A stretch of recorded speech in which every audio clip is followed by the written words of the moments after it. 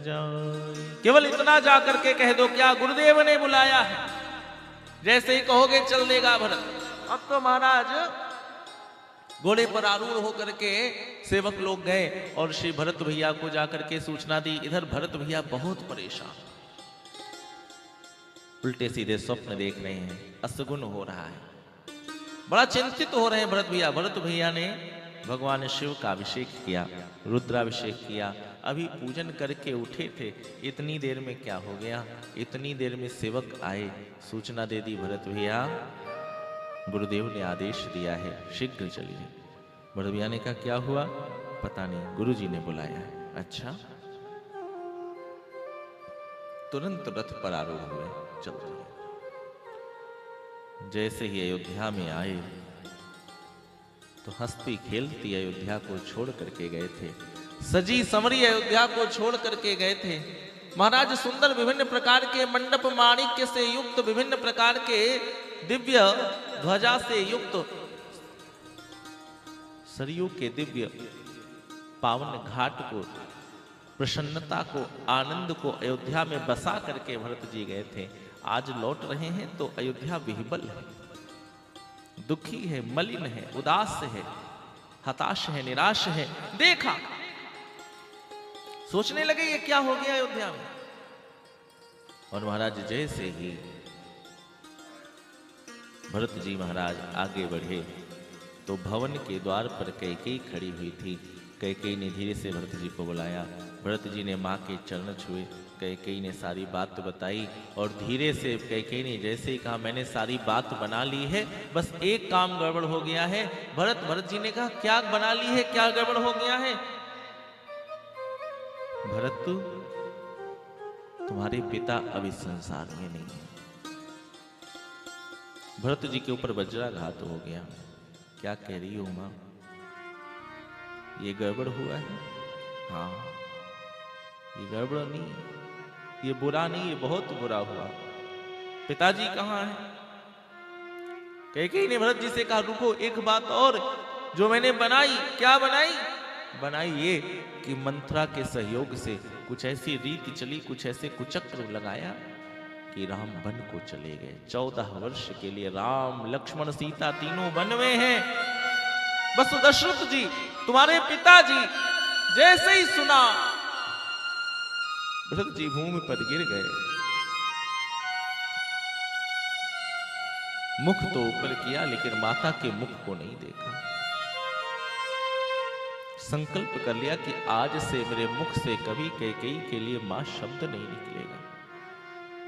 जो मेरे भैया राम को वनवास दे दे, किस कारण से? कि उसका पुत्र भरत राजा बन जाए। आज के बाद कभी मां नहीं कहूंगा। उठे, दौड़े, दौड़ करके गए, पिताजी के उस पार्थिव शरीर को देख करके विलाप करने लगे। वशिष्ठ जी ने विभिन्न प्रकार से ज्ञानोपदेश दिया कि हे भरत, विलाप करने योग्य नहीं, अब तुम जो क्रिया है उसे करो। महाराज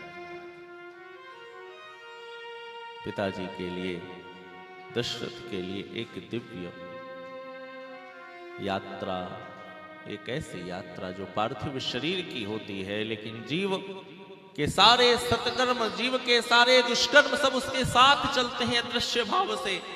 आज महाराज दशरथ जी की वह यात्रा निकल रही है। देवता लोग आकाश से खड़े होकर के रो रहे हैं। अमर भी अर्थात देवता भी, उनके नेत्रों से भी अश्रु निकल रहा है, अश्रुपात हो रहा है। सब कहीं सूचना हो गई, सब लोग सरजू के पावन तट पर आ गए और दशरथ जी के लिए दिव्य एक चिता बनाई गई और दशरथ जी के पांचभौतिक शरीर को उस चिता पर रख करके श्री भरत जी महाराज ने संस्कार कर दिया। भरत बड़े उदास हैं। गुरु वशिष्ठ आए, गुरुदेव ने बताया सुनो भरत भावी प्रबल बिलख कहो मुनिनाथ। हाँ नीला, परेशान मत हो बेटा, संसार में इसी प्रकार की विभिन्न परिस्थितियां जीव को देखनी पड़ती हैं। तुम तो भरत हो, तुम तो ज्ञानी हो, तुम तो राम के प्रिय हो। भरत जी ने अपने दोनों हाथ अपने गुरुदेव के चरणों में रखे और गुरुदेव से कहा गुरुदेव सत्य कहता हूं, इस कुचक्र में इस भरत का कोई हाथ नहीं। दुनिया विचार करेगी कि एक कुचक्र बनाया गया, भरत चला गया और जब लौट कर आया तो ऐसे सब हो गया, ये भरत भी इसमें शामिल है। लेकिन नहीं, दुनिया में जितने महापातक हैं, महापाप हैं, वो सब भरत को लग जाएं अगर भरत किसी भी प्रकार से अपने भैया राम को वनवास में भेजने में सहायक हो। वशिष्ठ जी ने कहा कोई बात नहीं, रघुवंश की मर्यादा का पालन करने के लिए राम वन को चले गए, कोई बात नहीं। भरत भैया ने कहा नहीं गुरुदेव, राम जी रघुवंश की मर्यादा का पालन करने के लिए गए हैं सो ठीक है, लेकिन मैं भी अपने जीवन में अपने भ्रातृ प्रेम का पालन करने के लिए उन्हें लेने जाऊंगा। गुरुदेव वशिष्ठ रोक नहीं सके भरत को। ये प्रेम की ऐसी अनूठी धारा होती है साहब, बड़े बड़े ज्ञानी बह जाते हैं। भरत ने कहा मैं जाऊंगा, प्रातः होते ही जाऊंगा। और महाराज सारी तैयारियां शुरू होने लगी। अब तो महाराज प्रातः काल श्री भरत जी अपने भैया राम को लेने के लिए चल दिए। मंत्रियों ने आकर के पूछा कि भैया भरत कौन कौन जाएगा आपके साथ? भैया भरत ने कहा जिसकी इच्छा हो वो चले। पूरे नगर में सूचना हो गई जिसकी इच्छा हो जा सकता है। भरत सबकी तैयारी कर रहे हैं। अब तो भरत जी की इस बात को सुन करके प्रत्येक अयोध्यावासी, प्रत्येक नर नारी, प्रत्येक बालक महाराज सब संग हो लिए और श्री भरत जी श्री राघवेंद्र सरकार को, श्री राम जी को लेने के लिए महाराज चल दिए। धीरे धीरे चले जा रहे हैं और मार्ग में विभिन्न प्रकार की परिस्थितियां अनुकूल होती जा रही हैं। किए जाहि छाया जलद, महाराज आकाश में जो बादल हैं, जब भरत जी भूमि पर चल रहे हैं, रथ पर नहीं चढ़े हुए हैं, भूमि पर चल रहे हैं, तो आकाश में जो बादल हैं वो भरत के ऊपर छाया किए। किसी ने कहा राम जी जब चल रहे थे तब छाया नहीं थी, आज भरत चल रहे हैं तो छाया है।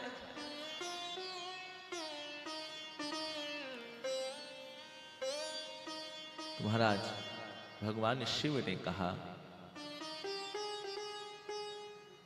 कि भरत जब आज चल रहे हैं तो राम जी जानते हैं, प्रकृति जानती है कि राम भरत को कितना प्रेम करते हैं। प्रकृति इस बात को जानती है। प्रकृति को किसने बताया? गौरा मां ने पूछ लिया, पार्वती ने पूछ लिया कि प्रकृति को किसने बताया कि राम भरत को इतना प्रेम करते हैं, भरत को कोई कष्ट ना हो। तो भगवान शिव ने कहा पार्वती, गंगा पार के उपरांत जब प्रभु श्री राघवेंद्र सरकार जानकी जी को लेकर के, लखन लाल को लेकर के और मार्ग पर चले, तो उस समय भूमि में एक स्थान पर एक कंकड़ पड़ा हुआ था। यद्यपि भूमाता स्वयं चाहती है कि मेरे प्रभु के चरण में किसी प्रकार का कोई कंकड़ कुछ न लग जाए, कोई ठोकर न लग जाए, इसलिए भूमि स्वयं सहज है, भूमि स्वयं नरम है। लेकिन आज जब प्रभु चल रहे थे तो मार्ग में एक सामने छोटा सा कंकड़ पड़ गया, एक पत्थर पड़ गया। और जैसे ही प्रभु की दृष्टि उस पत्थर पर पड़ी तो सामान्य व्यक्ति कोई होता तो धीरे से उस पत्थर को किनारे कर देता, जैसे हम लोग धीरे से कभी कभी पैर की ठोकर से पत्थर किनारे कर देते हैं, कंकड़ किनारे कर देते हैं, या कई लोग तो नहीं करते हैं, पड़ा ही रहता है। तो राम को क्या करना था? राम चले जाते, सीता चली जाती, लक्ष्मण चले जाते, फिर वो पत्थर कौन सा उस मार्ग पर राम को फिर से चलना था, लौटना था।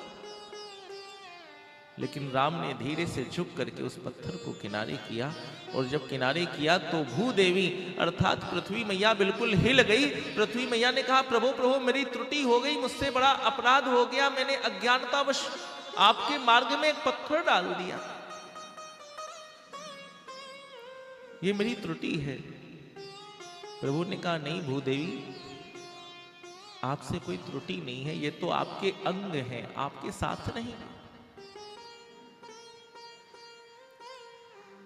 पृथ्वी माता ने कहा सो तो ठीक है प्रभु, आप एक चरण आगे बढ़ाते निकल जाते, जानकी जी निकल जाती, लखन भैया निकल जाते, लेकिन आपने इस पत्थर को किनारे क्यों कर दिया? राघवेंद्र सरकार ने, प्रभु श्री मेरे राम ने पृथ्वी मैया को हाथ जोड़ करके कहा, मां तुम्हें नहीं पता,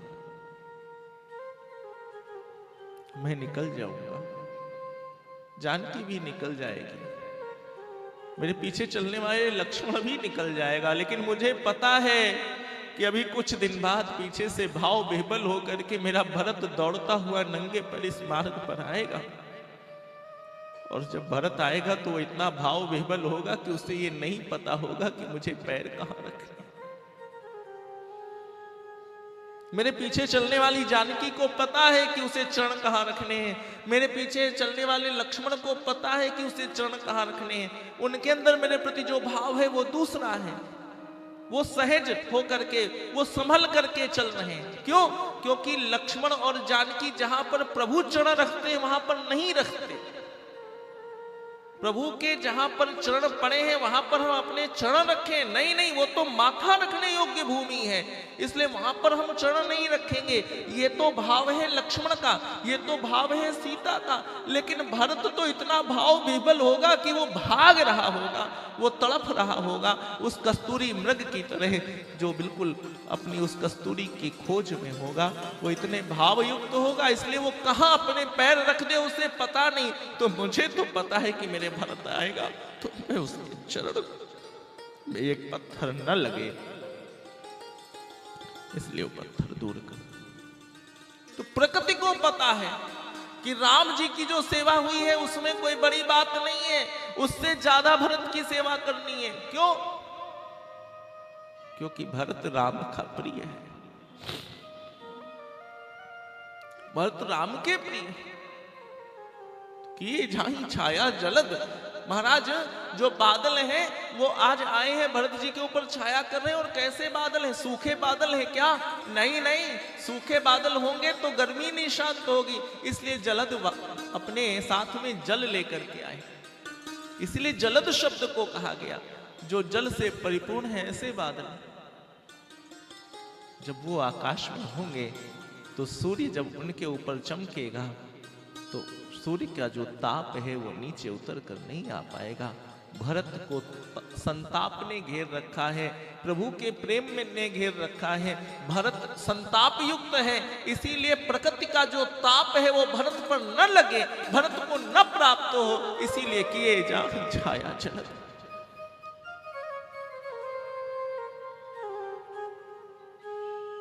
श्रृंगवेरपुर प्रयागराज सब दर्शन करते हुए निषाद राज को लेकर के, केवट भैया को लेकर के, सबको लेकर के महाराज मिलते हुए अंत तो गत्वा श्री भरत भैया, समय का बड़ा अभाव है, भरत भैया पहुंच रहे हैं उस चित्रकूट में जहां प्रभु का निवास है। इधर जानकी जी ने स्वप्न देख रखा है, प्रभु से अपने स्वप्न को बता रही हैं। लखनलाल थोड़ा असहज हो रहे हैं कि प्रभु बड़ी दूर से बड़ी धूल उड़ती हुई नजर आ रही है, लगता है कोई सेना आ रही है, ऐसा तो नहीं भरत सेना लेके आ रहे। राम जी ने कहा कि भरत सेना लेकर के क्यों आएगा? लक्ष्मण जी ने कहा हो सकता है भरत को मद हो गया हो, भरत को राजा बनने की इच्छा हो, विचार किया हो कि सेना लेकर के जंगल में जाएंगे, राम जी के ऊपर प्रहार करेंगे, फिर राजा बनेंगे, निष्कंटक राज्य। राम जी ने कहा नहीं लक्ष्मण, भरत ही हो ही न राज मद, त्रिलोक का राज्य मिल जाए, संपूर्ण विश्व का राज्य मिल जाए, कुछ भी मिल जाए, मद तो संसार में होता है, भरत को मद नहीं हो सकता, भरत मद युक्त नहीं हो सकता। महाराज धूल बढ़ती चली आ रही थी, केवट एक पेड़ पर चढ़ करके दूर से देखता है तो महाराज चित्रकूट की वह अवराई, चित्रकूट की वह पर्णशाला, चित्रकूट के वह सुंदर सुंदर पेड़ जिनके मध्य में प्रभु का आश्रय निवास है, महाराज देख करके बताता है भरत भैया बस थोड़ी दूर, किंचित दूर देखो वो जो बड़े बड़े पेड़ हैं जहां चातक हंस सब के सब महाराज उन पेड़ों के ऊपर बैठे हुए हैं, देखो जहां पर सूर्य नारायण की जो रश्मियां हैं वो अपने सप्त प्रकाश से, अपने प्रकाश से प्रकाशित कर रही हैं। देखो जहां का जो जल है बड़ा निर्मल है, देखो जहां का वातावरण अति पवित्र है, वही मेरे राम का घर है, वही मेरे राम की पर्णशाला है, वही मेरे राम की कुटिया है। जैसे ही केवट ने इशारा किया भरत जी दौड़े, सबको पीछे छोड़ दिया। भरत के पीछे शत्रुघ्न, अब तो महाराज जितने सेवक थे सब पीछे पीछे भरत जी दौड़े, और इतनी तीव्र गति से दौड़े, इतनी तीव्र गति से दौड़े जैसे एक हिरनी महाराज जंगल में किसी शिकारी के पंजे से मुक्त होकर के भागती है अपने उस ठाव की ओर, अपने उस बचाव की ओर, अपने उस घर की ओर जहां वो स्वयं को सुरक्षित समझती है। भरत आज उस प्रकार से दौड़ रहे हैं कि मैं संसार में असुरक्षित हूं, मुझे श्री राम की शरण चाहिए।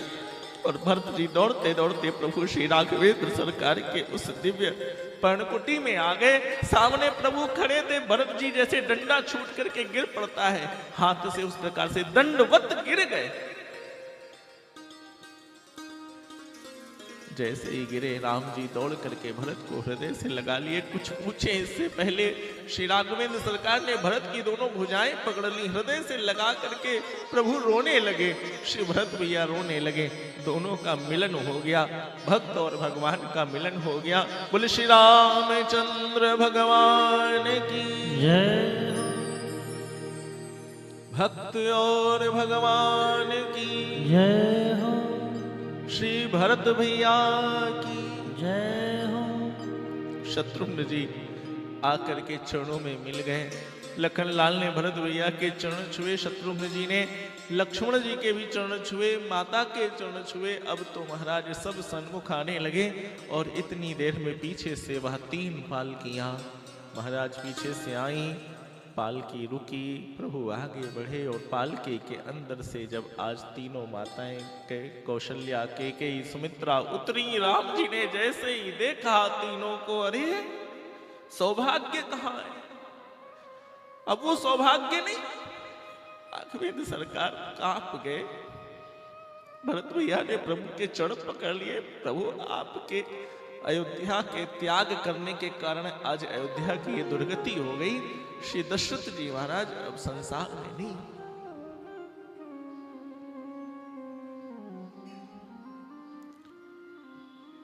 प्रभु भी एक क्षण के लिए शांत हो गए।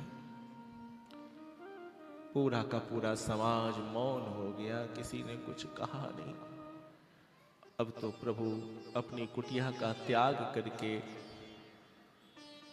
जलधार में आकर के कटि पर्यंत जल में खड़े होकर के प्रभु ने, लक्ष्मण जी ने, सबने स्नान किया।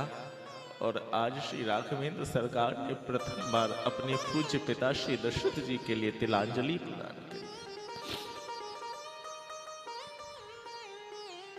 सब आज निराहार होकर के प्रभु की पर्णकुटी में बैठे हुए हैं। प्रभु की पर्णकुटी में जगह जगह पर दीप जल रहे हैं, सब उन दीपों को निहार रहे हैं। तीनों माताएं कुछ बोल नहीं रही हैं। गुरुदेव वशिष्ठ शांत भाव से बैठे हुए हैं। अरुंधति जी, वशिष्ठ जी की पत्नी, वहां भी उपस्थित है, सबको ढाढ़स दे रही हैं, सबके शोक को नष्ट कर रही हैं। विवेक युक्त, धर्म युक्त चर्चा धीरे धीरे वशिष्ठ जी ने प्रारंभ की। दशरथ जी के जीवन की दिव्य कर्म, दशरथ जी के जीवन के दिव्य पुण्य सब वर्णित किए, और सभा विश्राम हुई। धीरे धीरे दूसरा दिन भरत बैठे राम भैया के सामने, राम जी के सामने अपने मन की बात रखी। प्रभु अब तक जो हुआ सो हुआ, अब चलो। कहां?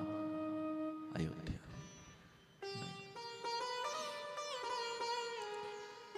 बहुत सी चर्चाएं हुई। जनक जी आए, वशिष्ठ जी आए। वशिष्ठ जी ने, जनक जी ने भरत भैया के पक्ष को सुना, और उसके उपरांत राम जी के पास पहुंच करके अंततोगत्वा कहा कि राम, अब तुम्हें जो सही लगे वो करो, जो सत्य का मार्ग हो, जो धर्म का मार्ग हो, तुम उसका पालन करो।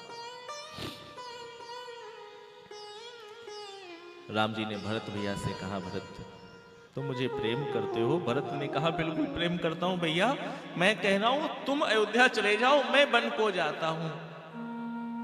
राम जी ने कहा, एक बात बताओ, पिताजी ने वन दिया किसे है?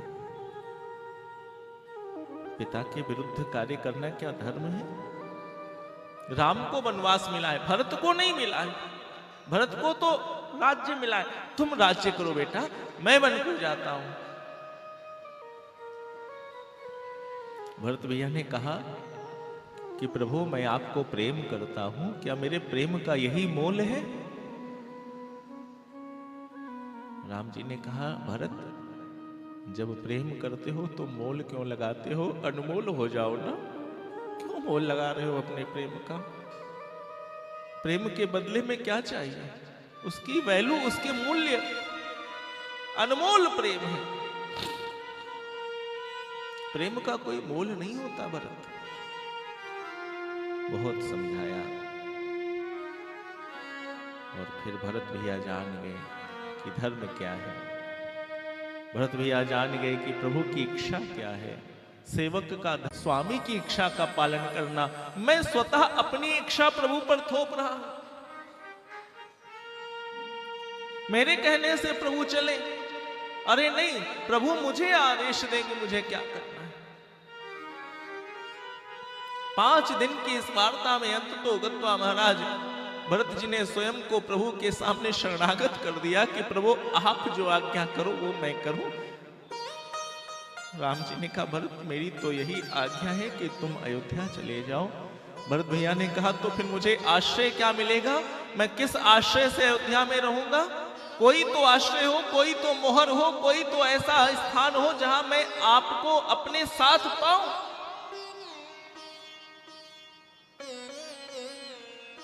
प्रभु ने कहा, भरत क्या चाहते हो?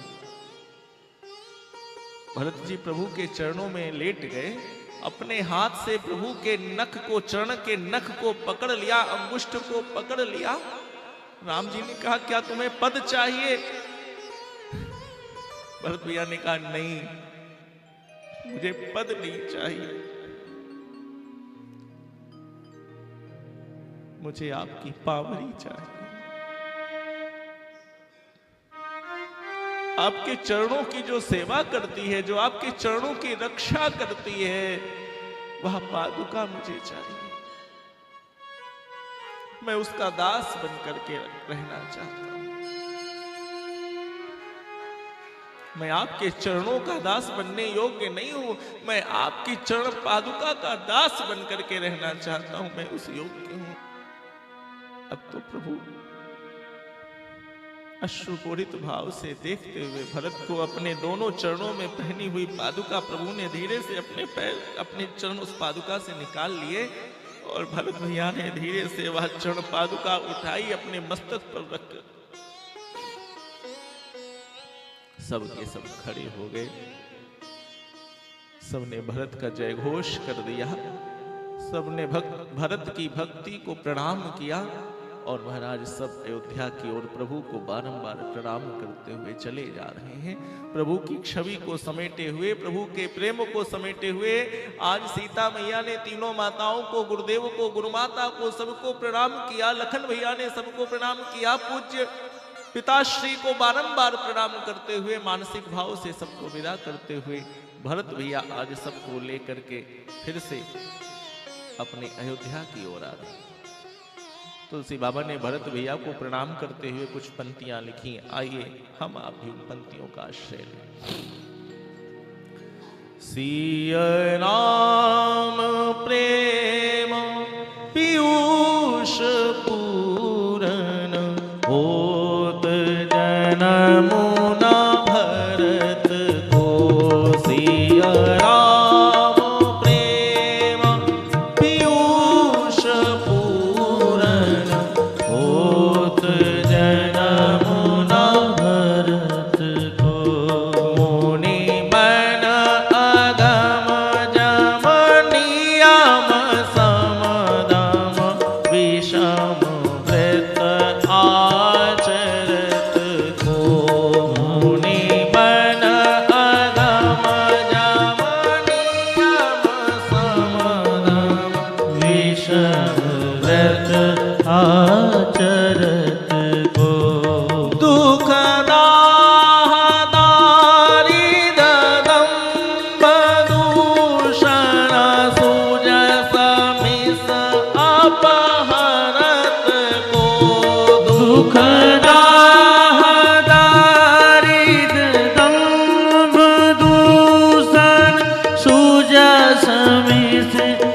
पाप हरत को कलिकाल तुलसी से सठना हठी राम सन्मुख करत को कलिकाल तुलसी से सठने हठी राम सन मुख करत को कलिकाल तुलसी से सठनी हठी राम सन्मुख करत को कलिकाल तुलसी से सठने हठी राम सन मुख करत को हठी राम सन मुख करत को हठी राम सन मुख करत को। राम को सन्मुख करने वाले भरत हैं। इस कलिकाल में राम सामने आए, किसकी भक्ति से सामने आएंगे? भरत जैसी भक्ति से सामने आएंगे। इतना आसान नहीं कि राम सामने आए। भरत सरिस करिने तुलसी जो सादर सुनहि सिया राम पद प्रेम अवश्य होई भव रस विरति। बाबा ने लिखा कि जो भरत जी के चरित्र को सुनता है उसे भव रस से विरति हो जाती है। संसार के रस उसके आगे फीके पड़ जाते हैं, उसके जीवन में फीके हो जाते हैं और उसे श्री राम की भक्ति का, सीता जी की भक्ति का रस उसके जीवन में जागृत हो जाता है। राम जी की भक्ति, सीता जी की भक्ति उसे मिल जाती है। वो राम भक्त कहलाने लगता है, वो सीय भक्त कहलाने लगता है। कौन? जो भरत के चरित्र को सुनता है। प्यारे भरत जी नंदीग्राम में आ गए, दिव्य सिंहासन पर प्रभु के पादुका को स्थापित किए और सेवा करने लगे। 14 वर्ष तक प्रभु की पादुका का आश्रय लेकर